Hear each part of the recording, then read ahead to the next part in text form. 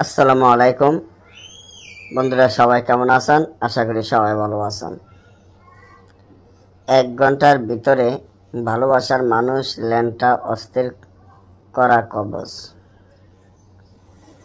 যে কবজটি আপনারা এখানে বাও দেখতে আছেন, এই কবজটি দিয়ে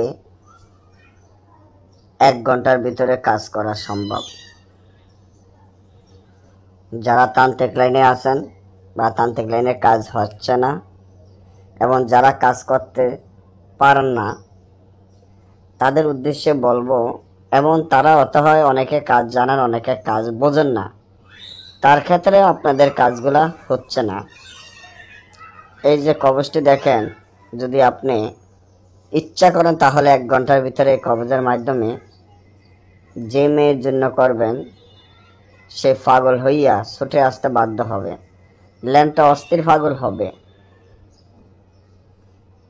নিচে আল্লাহ যে গড্ডা দেখেন, এই গড্ডা একবারে কোনার লাস্ট যে কোনাটা দেখেন ওইখানে উঠবে। হেয়ার পরে যে গড্ডা দেখেন হে গড্ডা হবে একবারে নিচনে। এইভাবে যদি আপনারা লিখতে পারেন তাহলে কাজ হবে। কোন গড্ডা কোন জায়গায় বসবে এগুলো বুঝতে হবে। যেমন দেখেন, এটা অরিজিনাল পুরাতন বই, লজ্জাতুন নেসার খাইস বইয়ের নকশা।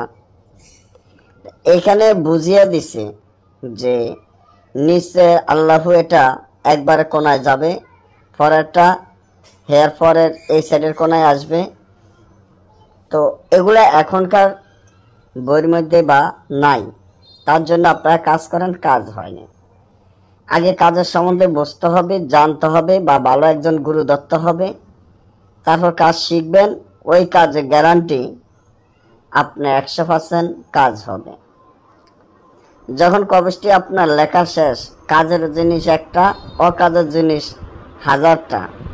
আমার যতগুলা বই যারা নিয়েছেন তারা জানেন যে কাজগুলা কতটা শক্তিশালী, পাওয়ারফুল হইতে আছে।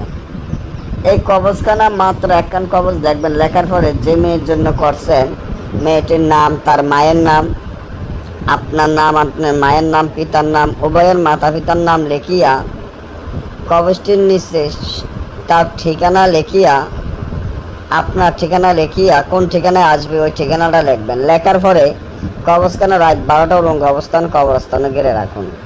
তারপর আমার মনে হয় 1 ঘন্টা লাগবেও না। যদি ঠিকমতো কাজ করতে পারে, সে যেখানে থাকুক আপনার কাছে ছুটে আসতে বাধ্য হবে। আপনাদের যে কোনো কাজে যে কোনো প্রয়োজনে ফোন করবেন। ভালো থাকবেন। আল্লাহ।